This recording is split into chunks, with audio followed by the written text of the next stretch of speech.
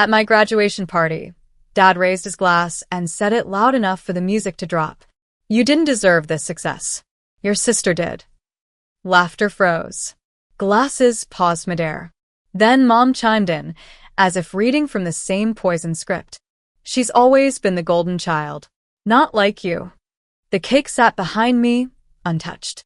My degree, framed in gold, shimmered in the corner like a joke. I stood there, holding the glass they gave me, a toast meant to honor me, while they turned my moment into a public rejection. So I smiled, raised my champagne, and said, clear and proud, great. Then she can pay her bills too. Gasps rippled. My sister choked on her drink. My name is Naomi. And from wherever you're watching this, stay with me. Because have you ever realized, in the middle of a celebration, that your entire life was built on proving yourself to people who never planned to love you right? They didn't clap for my acceptance letter. They didn't show up at my thesis defense. But they came to the party. For the photos. For the credit. I watched my mom's expression shift, from smug to stunned. Dad opened his mouth, probably to bark something cruel, but I was already walking away. Out the door. Off the porch. Into the night air that felt more like family than they ever did. Aaron was waiting by the car. You okay? He asked, stepping forward. No, I said. But I will be. Because in that moment, something in me shattered, not out of pain but release. I was done trying to earn love. Done writing checks, literal and emotional, to parents who only saw me as a utility. They wanted golden child worship? Then they could live without my gold. The next day, I cut them off. Every automatic payment. Every card with their name. Every account that bore the weight of my loyalty. Gone. That was the beginning. But what came next? Made them regret ever opening their mouths. I thought the silence would feel like guilt. Instead, it felt like freedom. No more daily transfers to cover their mortgage. No more emergency payments for my mom's cosmetic procedures. No more, it's just until your sister gets on her feet, lies. They didn't know I'd been holding up the scaffolding of their lives for years. And now I'd let it fall. 3 days later, my sister texted. Mom's card isn't working. Did something happen? I stared at the message like it was a joke. Something happened? Yeah. Truth happened. I didn't reply. Aaron and I were already on the road, a long overdue weekend trip. As the engine hummed and the sun dipped behind the hills, he reached over and held my hand. You finally did it, he said. I don't think they even know how much I gave, I whispered. He looked at me. They don't. And they never will. That's why you had to stop. Because here's the part no one claps for. While my sister was out finding herself, I was working 2 jobs and paying off their second mortgage. While they praised her Instagram milestones, I was the one wiring money to fix their plumbing and clear their credit card debt. They worshipped her glow, but it was lit by my fire. Until I blew it out. That night, Mom called 12 times. Dad texted, grow up. This is petty. My sister left a voicemail crying, they're not eating, Naomi. You're being cruel. Full? You mean like calling your daughter an embarrassment on her graduation day? Like years of emotional exile unless I was needed for a bill? Cruel was expecting love without giving any. Still, part of me ached. So, I did something I never thought I would. I opened the folder. The one with all the receipts, literal and emotional. Bank statements. Wire transfers. Grocery bills. Rent deposits. All tied to my account. I printed them. Packaged them. Wrote one note on top. Here's what your golden child never gave you. Then I mailed it. No return address. Just a silence louder than my years of begging to be seen. Let them feel what I felt all this time. Unseen. Used. And finally, done. 3 days later, they showed up at my doorstep. No warning. No shame. Just rage behind fake concern. I opened the door slowly, one hand on the frame. There stood my mother in pearls she couldn't afford anymore, and my father gripping the railing like he wanted to tear it off. Can we come in? She asked, eyes glossy. We just want to talk. I didn't move. Talk. Or corner me again, like you did at my graduation? Dad scoffed. You really think punishing us makes you the hero? No, I said, steady. It makes me free. Aaron stood behind me, silent, present. My unspoken strength. You're blowing everything out of proportion, my mother said. We were trying to push you, to motivate you. I laughed. Cold. Calling me undeserving in front of strangers was your idea of motivation? We didn't mean it like that, she snapped. You always twist everything. There it was. The gaslight flicker I knew too well. I folded my arms. So, the groceries I paid for? The mortgage I covered? That was also me twisting things. They stayed silent. I stepped out, closing the door gently behind me. Here's the truth, I said. You didn't come to love me. You came because you lost your safety net. Dad opened his mouth, but I cut him off. For years, you gave her the praise and me the responsibility. She got the spotlight. I got the bills.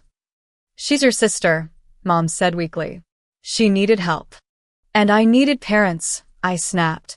But instead, I got used. Her eyes finally welled up, not with understanding, but panic. Because for the first time, their meal ticket had teeth. Then Dad stepped closer. What do you want, Naomi? Money? An apology? To be the favorite. I looked at him like he was the stranger he always acted like. I want you to live without me, I said. His face fell. And then, I handed them something. A folder. The same one I mailed. This is everything I ever gave you. Every dollar. Every sacrifice. Every time I paid your rent while you called me a disappointment. I walked back inside, leaving them standing in the quiet. I didn't slam the door. I closed it like a chapter. They didn't call again. But someone else did. My sister. And what she said turned everything I thought I knew upside down. Her name flashed on my screen at 2:14 a.m. Maya, sister. I stared at it, thumb hovering, heart thudding in my throat. Then I answered. Naomi. Her voice was wrecked, like she'd been crying for hours. I didn't know. I swear to God, I didn't know it was all you. I didn't respond. I just listened. I thought Dad was helping you, she said. He told me you were doing fine. That you married rich. That he was carrying you. I let out a breath that sounded almost like a laugh. Is that what he said? I didn't know they were living off you. That you were paying for everything while I was... God, I was shopping like an idiot. Maya, I said, my voice sharp but calm. You didn't ask. You didn't care. Silence. Then, you're right. The words cracked something in me, because I'd never heard them before. Not from her. I was jealous of you, she whispered. All those degrees, the house, the husband who actually shows up. I wanted to believe you were privileged, that you had it easier, because admitting you worked harder made me feel like crap. My throat tightened. But Naomi, she continued, you weren't just the strong one. You were the only one. That silence between us wasn't empty. It was full of years. Of comparison. Of buried rage. And for the first time, it broke. She said, they're freaking out. Mom's trying to get loans. Dad's pretending nothing's wrong, but he's calling every day asking what to do. Let them figure it out, I said. I know. I want to tell you something. I sat up straighter. I got the folder, she said. They left it on the kitchen counter. I read every line. Every receipt. Every transaction. Her voice cracked again. And I just want to say, I'm sorry. For being blind. For letting them pit us against each other. For not seeing you. Tears blurred my eyes. Then she added, softer now. I don't want your money. I just want to start over. As sisters. If you'll let me. I sat there in the dark, the ache in my chest shifting. Because I realized this was the apology I'd waited years for. Not from my parents. But from the one person who could actually give it meaning. And maybe, just maybe, I wasn't alone anymore. We met at a quiet cafe on the east side. No cameras, no parents, no noise. Just two women who shared a childhood and almost nothing else. Maya walked in looking like she'd aged 5 years in 2 weeks. Her once perfect nails chipped. designer bag traded for a tote. And her eyes, red-rimmed, tired, but finally honest. I didn't know what to wear, she joked softly, sliding into the seat across from me. Didn't want to look like a parasite. I let out a small laugh. Not forgiving, not cruel. Just tired. She reached into her bag and pulled out a thin notebook. What's that? I asked. She pushed it toward me. The money. I calculated it. What I spent. What I owed. What Mom and Dad used in my name. I flipped through it. She'd written it all out by hand. Every dollar. Every gift. Every lie. I want to pay you back, she said. Even if it takes me 10 years. I closed the notebook. You can't buy your way back into my life, I said. This isn't about the money anymore. I know, she said. I just needed you to know I see it now. I see you now. For a while we just sat there. Two sisters with a history carved by favoritism, silence, and unspoken bruises. Then I said what had been clawing at me for weeks. Did they ever love me, Maya? Or just need me? She reached across the table and held my hand. They don't know how to love the strong one. They only know how to take from her. I looked down, swallowed hard. All these years, I thought if I just gave more, they'd finally let me in. You were never outside, she whispered. You were just above. That broke me. Not into pieces, into truth. Because I finally understood. I wasn't unloved. I was inconvenient, unbending, unbought, and now untouchable. We left the cafe quietly. No big moment. No hug. But before we parted, Maya turned to me. You were always the one I wanted to be. And then she walked away. Not my enemy. Not my rival. Just a sister. Trying to become someone real. The next call came from a number I didn't recognize. When I answered, the voice was shaky but sharp. Naomi, it's your father. I nearly hung up. But something in me, curiosity, maybe kept me still. I'm not calling to fight, he said quickly. I'm calling because I'm scared. I waited. We're losing the house. The creditors froze the joint accounts. Your mother's having panic attacks. Where? He stopped. Swallowed. We're not okay. I wanted to laugh. Or scream. Or say good. Instead, I said nothing. Then he added the part he'd never said before. And I realized I was wrong. The words hung in the air like smoke. You raised a glass at my graduation, I said, and tore me down in front of everyone. I know, he said. I was angry, jealous even. You didn't follow the path I planned, and still, somehow, you became more than all of us. I closed my eyes. You told me I didn't deserve it, I whispered. That Maya did. He exhaled. I thought favoring her would push you harder. But all it did was make me blind to the one child who never stopped showing up. I waited for it to land. And when it did, I asked, what do you want from me? He was silent for a beat too long. I don't know, he finally said. Maybe forgiveness. I laughed. Not bitter. Just done. Forgiveness is earned, not owed, I said. And honestly, I don't need anything from you. Not even that. He tried to respond, but I ended the call. Not out of cruelty, but closure. Because I'd spent years begging for his love, and in doing so, forgot to love myself. Now I was rebuilding, brick by brick. Later that night, Aaron poured me a glass of wine and kissed my shoulder. You okay? Yeah, I said, watching the city flicker beyond our balcony. For the first time, I think I am. Because I'd walked through the fire they lit with their rejection. And I didn't just survive. I walked out shining. Not for them. Not for validation. For me. And this time, no one could dim it. I didn't think they'd show up. But they did.